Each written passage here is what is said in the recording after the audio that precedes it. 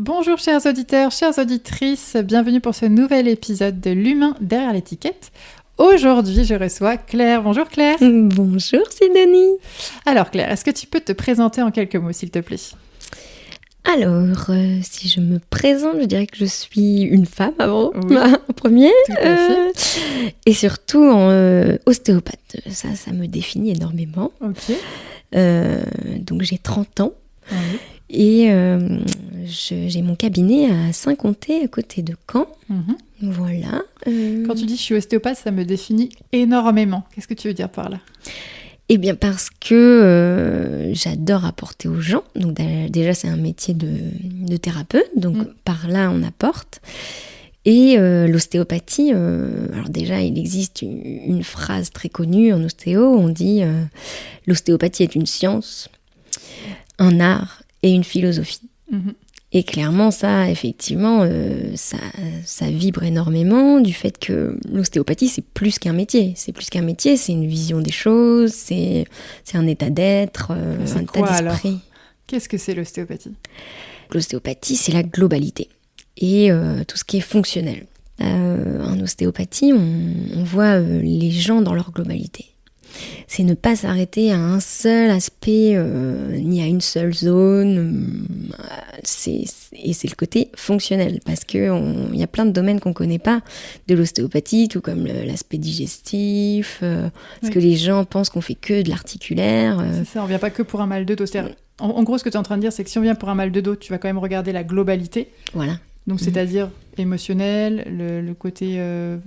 qu'est-ce que tu entends par là, en fait, par exemple ? Si quelqu'un qui vient avec un mal de dos, tu fais quoi ?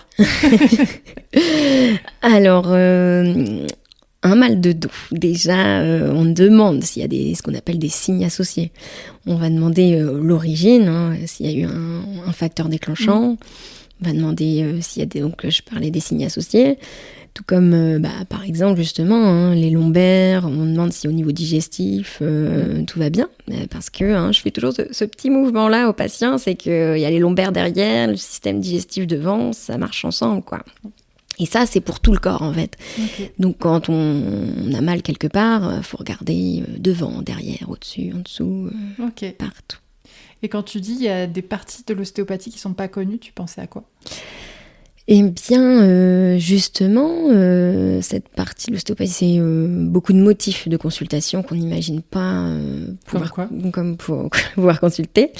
Tout ce qui est donc fonctionnel, ça veut dire sur le digestif, par exemple, tout ce qui va être constipation, sur, par exemple, sur les vertiges, les maux de tête. Là, ça peut être lié au cervical, et ça, les gens ne s'imaginent pas qu'on puisse travailler là-dessus. Moi, il y avait un truc que j'imaginais pas avant de te rencontrer, Claire, c'est que tu peux travailler, par exemple, sur... donc moi, je suis venue te voir, et tu as travaillé sur le fait que j'avais eu le cordon autour du cou quand j'étais petite. Alors, est-ce que tu peux nous en parler de ça ? Parce que c'est quand même assez incroyable. Alors ça, c'est en plus, en ostéopathie, on peut aller se former plus ou moins sur certains domaines, sur certaines techniques. Moi, j'ai été me former sur ostéo-bébé à Paris. Ça t'intéresse beaucoup, la parentalité, les bébés, tout ça, c'est les bébés, en fait, c'est qu'on a envie de leur donner les bonnes cartes dès le début, quoi. Et puis, il y a tellement de choses dont c'est naturel qu'en tant que parent, on n'est pas objectif et qu'on se rend pas compte. Alors, ça permet, nous, avec un regard neutre, d'aller aider l'enfant, quoi. Et partir le mieux possible, partir avec des casseroles. C'est-à-dire qu'on peut venir avec un bébé te voir, quel que soit l'âge du bébé. Oui, carrément. Oui. Okay. Il y a donc du coup cette approche-là côté bébé, en fait, le cordon autour du cou, on voit bien que ça a des répercussions. En fait, c'est que de la logique. En fait, c'est du bon sens, mais qu'on s'imagine pas. D'avoir le cordon, ça tire sur les cervicales, ça vient tirer sur l'ombilic et donc sur le système digestif. Du coup, la posture est recroquevillée. Ça peut du coup créer des problèmes, le dos qui reste enroulé, entre guillemets. Donc, alors c'est vrai que pour témoigner, cette manip que tu m'as fait, j'ai eu l'impression, parce que moi j'avais ce qui est quand même assez ironique vu le métier que je fais, mais j'avais ce problème de respiration ventrale. Pour respirer de manière ventrale, il fallait que je me recroqueville légèrement vers l'avant. Et je cherchais depuis des années pourquoi, j'ai cherché tellement de solutions. Ouais. Je suis venue te voir, tu m'as parlé de ce cordon, je ne savais même pas que j'avais le cordon autour du cou. T'as fait ta manip, et depuis, je n'ai plus ce problème. Je respire avec le ventre sans problème en restant redressé, quoi. Mais voilà, là, c'est encore une fois du bon sens, de l'anatomie, de la physiologie, c'est-à-dire travailler sur le diaphragme. Déjà, c'est assez compliqué, les patients, parce qu'on visualise pas. Hein. Mais moi, la première, quand je suis arrivée en ostéo, le diaphragme, c'est pas facile à visualiser. Et c'est le muscle de la respiration. Et s'il est bloqué, on va dire bloqué, c'est-à-dire hyper contracté, il peut pas exercer sa fonction. Justement, hein, on parle de dysfonction en ostéopathie, on va chercher à ce que tout soit fonctionnel, puisse vraiment faire ce qu'il est censé faire, hein, qu'il soit fonctionnel.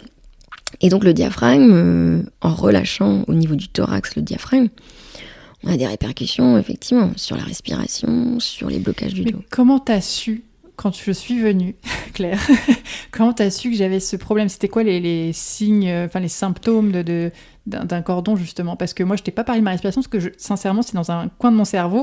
Je pensais pas t'en parler ce jour-là, parce que je ne savais pas que ça pouvait être...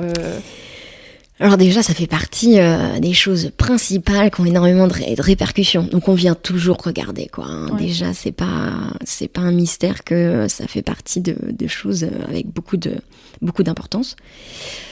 On vient, en fait, alors, ostéopathie, c'est globalité, donc on regarde tout. On regarde tout, déjà, et puis après, on va être plus ou moins amené, attiré par... là, c'est un plus gros blocage. On va regarder autour, quoi. Mm-hmm. Si on se dit, le bassin, il est bien bloqué, donc du coup, là, je vais creuser autour. Mm. Alors que, si je pars dès le début... qu'il n'y a pas de blocage sur la cheville, sur le genou, machin, je passe, quoi. On teste, c'est bon. Ouais, tu veux dire que d'abord, tu fais le ménage autour, t'enlèves tout ce qui est visuel, enfin, tout ce qui est présent, et ensuite, tu vas dans le passé. Ouais.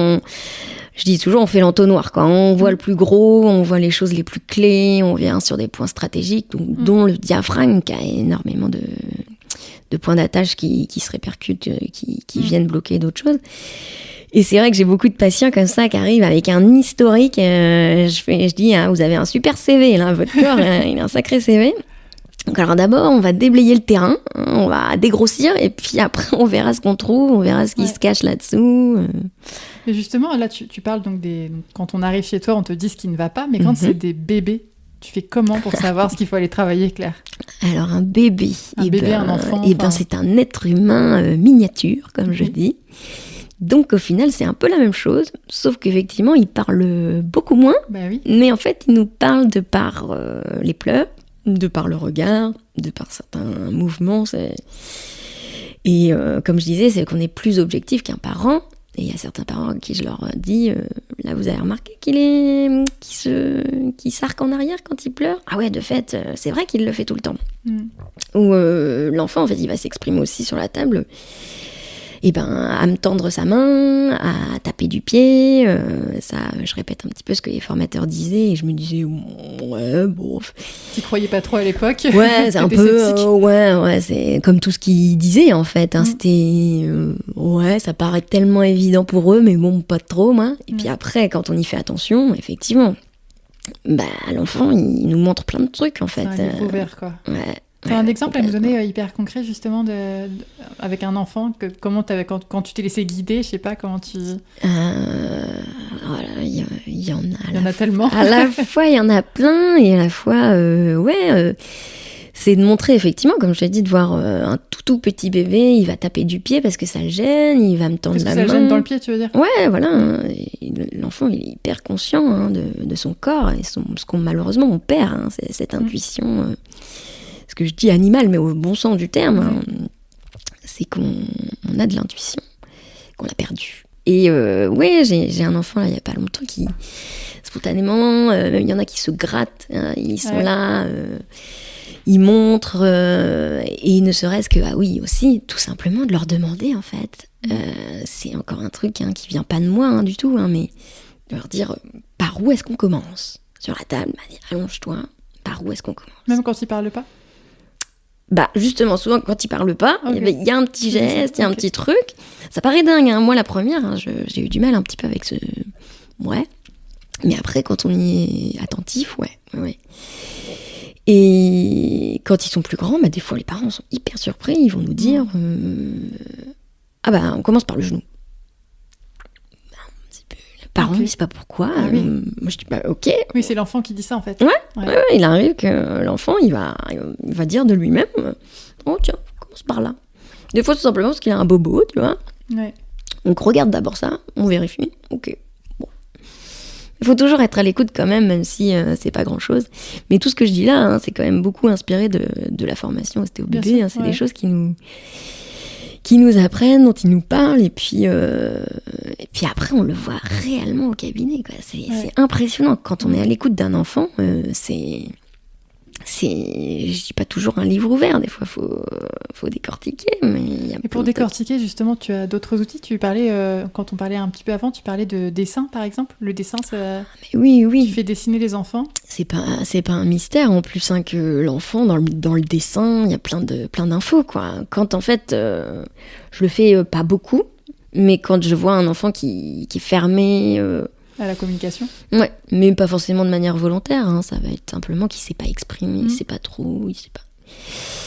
Et ben inconsciemment, il va le représenter sur son dessin, hein, des enfants qui vont aller représenter une plus grande fleur que l'autre, la grande fleur, ça la représente elle, alors que la petite fleur, c'est sa petite sœur. Mais là, du coup, c'est-à-dire qu'on touche à de l'émotionnel, alors ils expriment, là tu parles des fleurs, mais, Ouais. parce qu'une fleur, c'est quand même... Qu'est-ce qu'ils expriment dans ce dessin? Ils expriment des lieux physiques ou ils Ils expriment vont des mots Ils vont exprimer des zones, alors soit de la représentation réelle d'un bonhomme, Ouais. mais ça, ouais, hein, c'est dans beaucoup de... Ça, c'est pas très ostéo, ça, hein, ça c'est juste que j'utilise un outil psychologique qui est un peu... classiques? Ouais, un peu classique, hein. On peut parler pour certains de psychologie de comptoir, quoi, Ouais. tellement c'est d'une évidence que, bah ouais. Et en fait, la maman, elle vient, elle me dit, là, il se plaint toujours de ses jambes.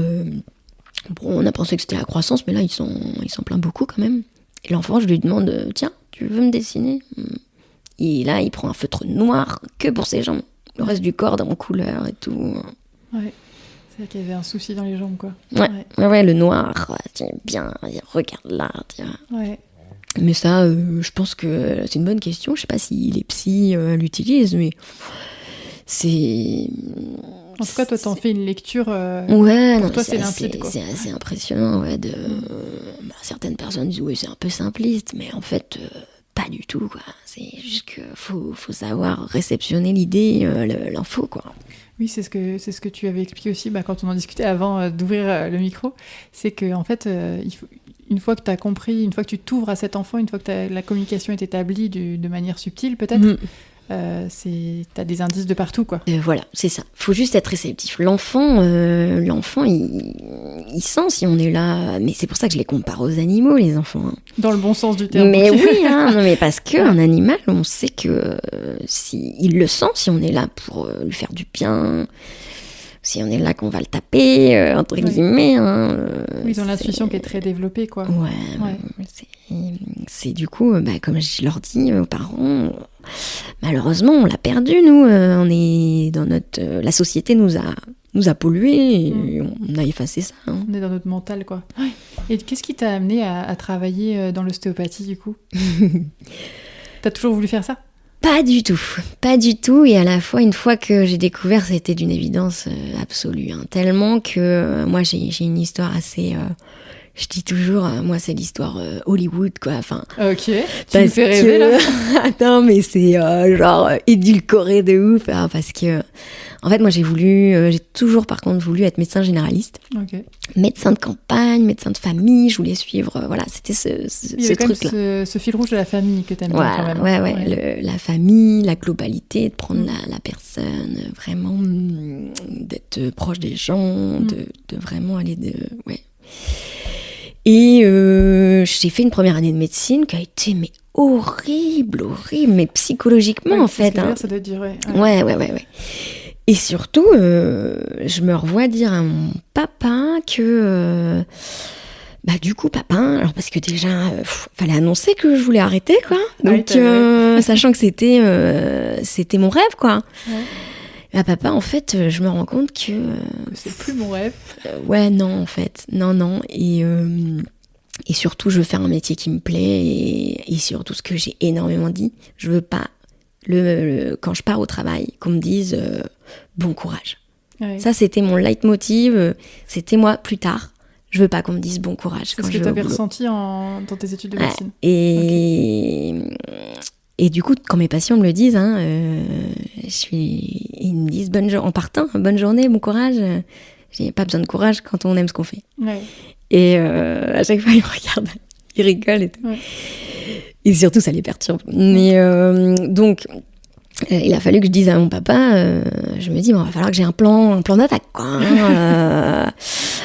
Et je lui dis, écoute, du coup, je me suis posé la question, qu'est-ce qui me plaît, en fait ? Qu'est-ce qui me plaît dans l'ostéo ? J'ai pris mes cours, enfin, dans l'ostéo, dans la médecine, j'ai pris mes cours, et alors ça, j'aime bien, ça, j'aime pas. Je suis nulle en chimie, c'est une torture pour moi, la chimie, la biochimie, biophysique, statistique, une cata. Et puis, en plus, c'était pas nouveau, au lycée, c'était déjà le cas, quoi. Ouais. En fait, t'aimais bien le corps, quoi. Et voilà, j'étais passionnée d'anatomie, de physiologie, ça me fait kiffer. Et comprendre, chercher et tout.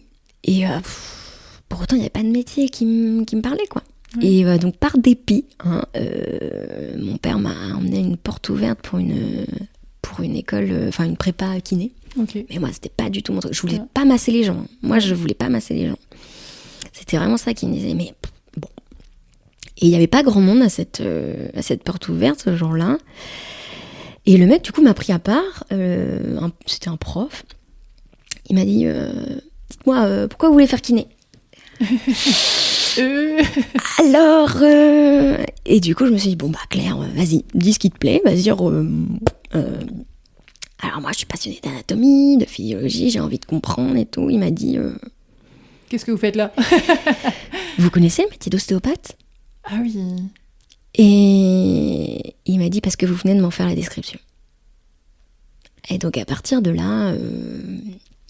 c'est lui qui m'a dit, il y a une école d'ostéo à Rennes, allez-y, machin et tout. Enfin, il était persuadé. Ce mec, c'est pour ça que je disais un petit peu Hollywood, un petit peu édulcoré.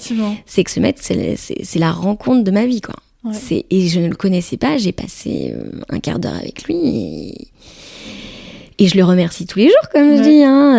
Parce que du coup, t'avais trouvé, c'était vraiment ta passion au final. Je suis arrivée en école d'ostéo. Pendant 1 mois, j'aime bien dire ça, j'ai eu mal aux joues. Parce que je souriais tout le temps. Voilà. T'as des courbatures aux joues. Bon, j'en ai un peu chié quand même, parce qu'il fallait bosser. Mais bon, la première année de médecine, ça m'avait servi. Hein. Rien n'est inutile dans la vie, il faut toujours prendre. Mais pour le coup, ça te dérangeait moins de bosser parce que tu kiffais, quoi. Ouais. Et puis c'était seulement passage obligé pour avoir des bases, mais derrière, ça me passionnait. Voilà. Et ça te passionne toujours, ça se voit, ça se sent quand même. Mais c'est pour ça que je disais, quand tu m'as demandé de me définir, que l'ostéopathie, ça me définit, parce que en fait... tu es comme ça, dans cette philosophie. Ah ça m'a permis de m'épanouir aussi, ça m'a permis de prendre confiance en moi, ça me permet d'avoir une connexion avec les gens qui est hyper enrichissante, ça m'a permis de gagner ma vie, d'en faire mon métier, quoi, de mon kiff, quoi. Tu t'es lancée... Donc là, les études d'ostéo, c'est quoi ? C'est 4-5 ans ? 5 ans. 5 ans. Et donc ça a fait 5 ans, donc à Rennes ? Ouais. Et après, pourquoi t'es venue à Caen ? Parce que je suis de Caen. T'es de Caen à la base, ok. Je suis revenue sur mes terres natales, au contraire. J'ai commencé à Bayeux, après je suis allée à Pont-l'Évêque. Et puis, tu t'es lancée aussitôt, en fait. Dès que t'as fini, tu t'es lancée. Je me suis lancée, mais pas... alors en soi... fiscalement parlant, on va dire, on est à notre compte. Mais là, j'étais dans des cabinets qui ne m'appartenaient pas. D'accord. Donc, je travaillais avec d'autres ostéopathes. Donc, c'est parti de remplacement, de partage de cabinets. Et puis, il y a un jour où est venu le moment où, pour plein de raisons, et surtout, effectivement, de base, c'était l'objectif de revenir sur Caen. Et le fait est que je cherchais à revenir, et là, il y a une kiné avec qui j'ai connecté, il y a le local, génial. C'était l'occasion, quoi. Les planètes se sont alignées de fou, ce jour-là, vraiment. C'était le moment où je voulais et je devais revenir, et voilà. L'univers, mais c'était merveilleux ce jour-là, je suis contente. Puis sans compter, en plus, là où je suis, hein, pour les personnes qui connaissent, le parc Athéna, c'est sorti de terre quand j'étais petite. Ça n'existait pas avant, c'était des champs. Tu veux dire qu'ils l'ont construit pour toi? Et honnêtement, à l'époque, je me disais, waouh, trop bien et tout. Et je sais pas si intuitivement, c'était pas déjà un coin qui me parlait, quoi. Ah ouais, Puis j'ai grandi à Quéron à côté, donc c'était tout indiqué. On est l'enfant du pays quand les gens viennent, c'est génial, j'adore. Ouais. Du coup, donc tu y es depuis quelle année? Depuis le 1er mars 2022. Ok, ça marche. Donc ça fait, là, ça va faire tout pile 2 ans. Et quand est-ce que t'as réalisé, peut-être, ou que je sais pas comment ça s'est spécialisé dans l'ostéo, ce côté famille, tu t'es formé justement au côté bébé, ça se sent que t'es hyper attaché, enfin de te connaître un petit peu, que t'es hyper attaché à ce côté-là. C'est hyper drôle parce que pas du tout à la base, hein. Ah pas oui du tout. Hein. Okay. Mes potes de promo, ils en rigolent parce que je détestais les gamins. Je déteste. Pourtant, cette attirance que tu avais pour la médecine, le côté famille et tout, c'est... Ouais, non mais oui, je parle surtout des bébés, quoi. En fait, je devais avoir des trucs à régler pour moi-même avec ça. Il y a un truc... clairement, t'as bien réglé le truc. Hein. Ouais, non, mais oui.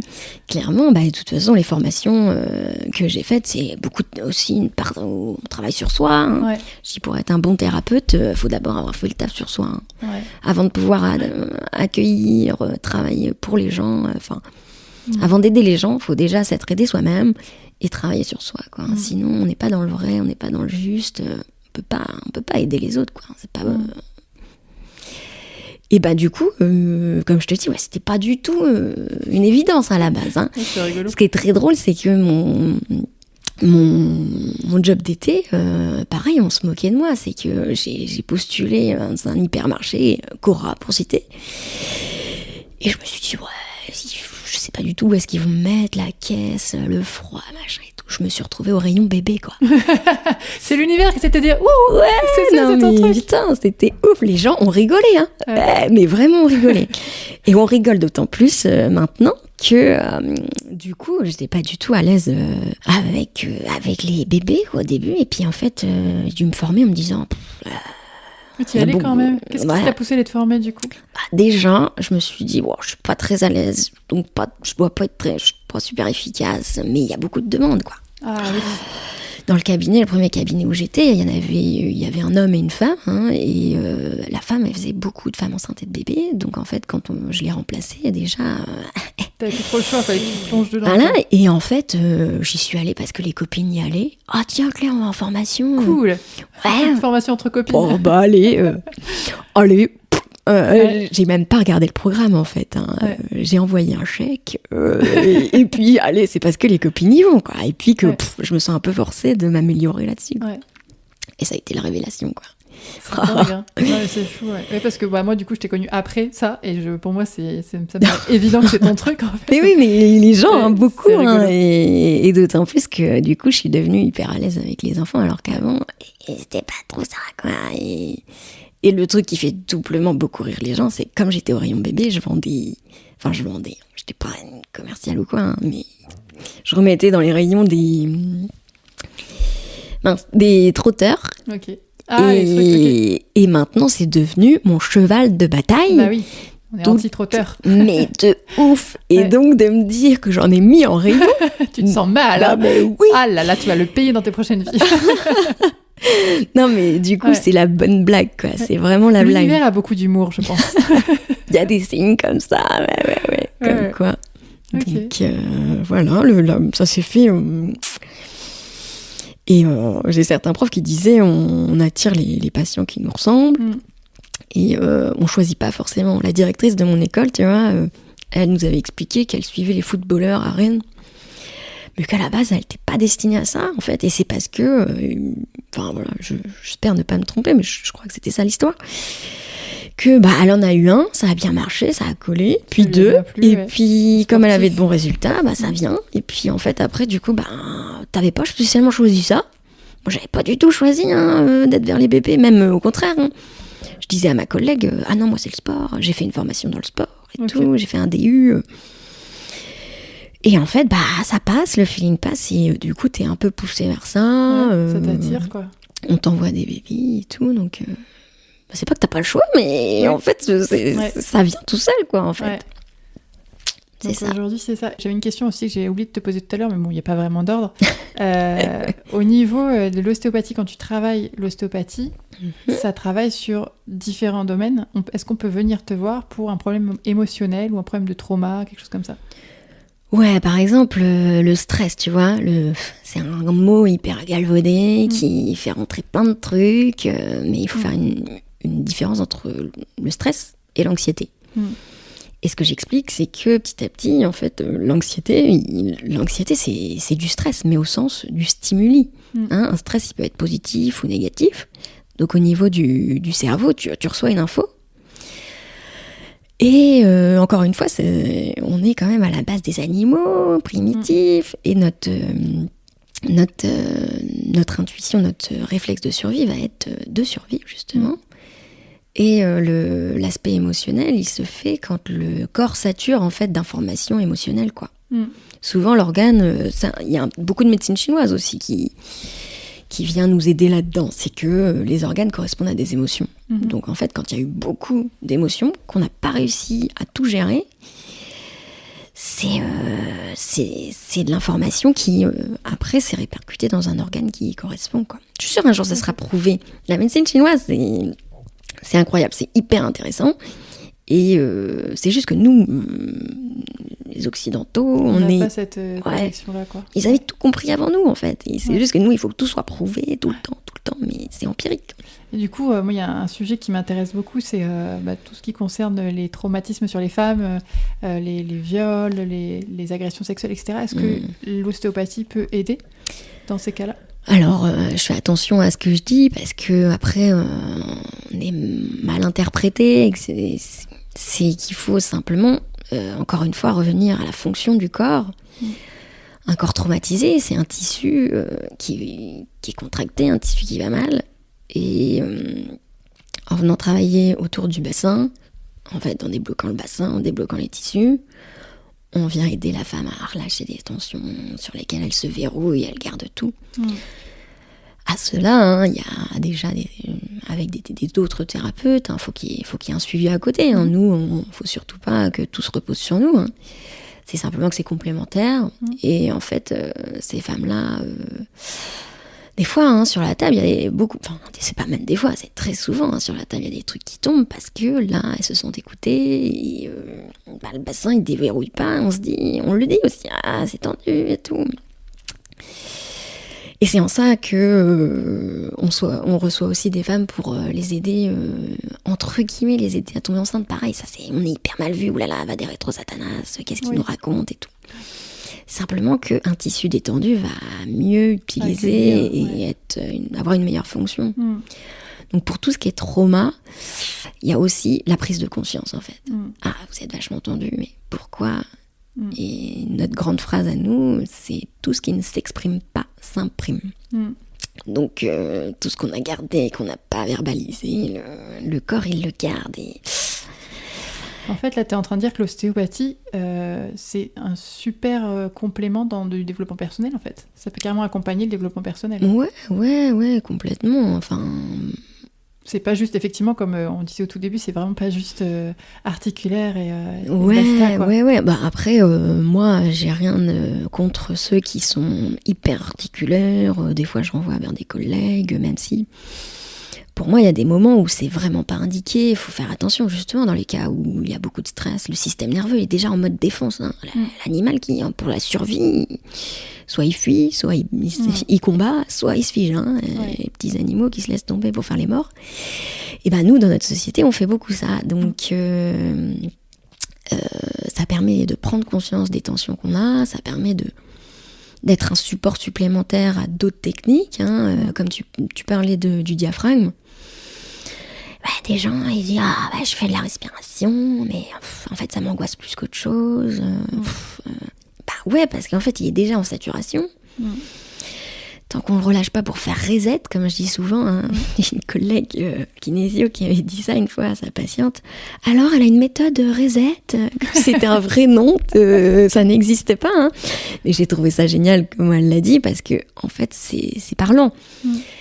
Ça permet de lâcher des trucs sur cette boucle sensorimotrice, en fait. Hein. Il y a vraiment des bases de physiologie là-dessus. Et en fait, le développement personnel, pour moi, il y a aussi beaucoup de prise de conscience de son corps, d'être à l'aise, d'être détendu. Et puis la respiration, ça a tellement de ramifications. Une bonne respiration a tellement d'effets à tout niveau que c'est c'est la base, quoi. Ouais. Ça permet de se reconnecter à soi-même. Hein. Ces techniques-là, ces relâchements-là, hein, globalement, c'est aussi de venir comprendre aussi comment on fonctionne. Quand je dis aux gens, là, en fait, alors je dis pas vous êtes désaxés, mais vous êtes tout le temps en train de solliciter votre corps comme ci, comme ça. Beaucoup de personnes, ça leur permet d'être plus légers dans leur vie aussi. Hein.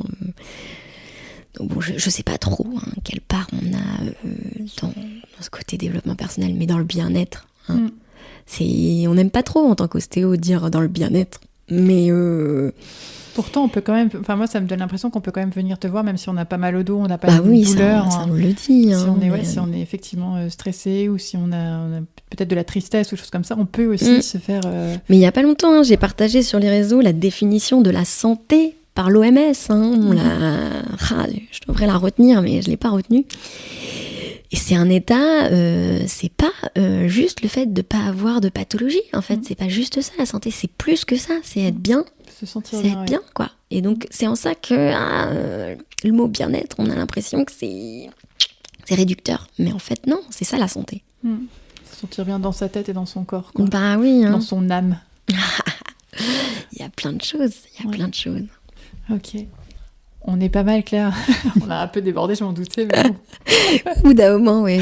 Ça devait arriver. Oui. En tout cas, merci beaucoup, Claire, pour tous ces partages, pour toutes ces informations aussi, parce que moi, j'apprends énormément sur l'ostéo avec toi, parce que j'ai une autre vision maintenant. Donc, c'est chouette. Merci beaucoup. Merci à toi. Toujours peut-être à bientôt. Plaisir. Oui, c'est ça. Peut-être à bientôt pour un autre podcast, alors. Eh bien, carrément. Okay, avec plaisir. À bientôt, Claire. À bientôt.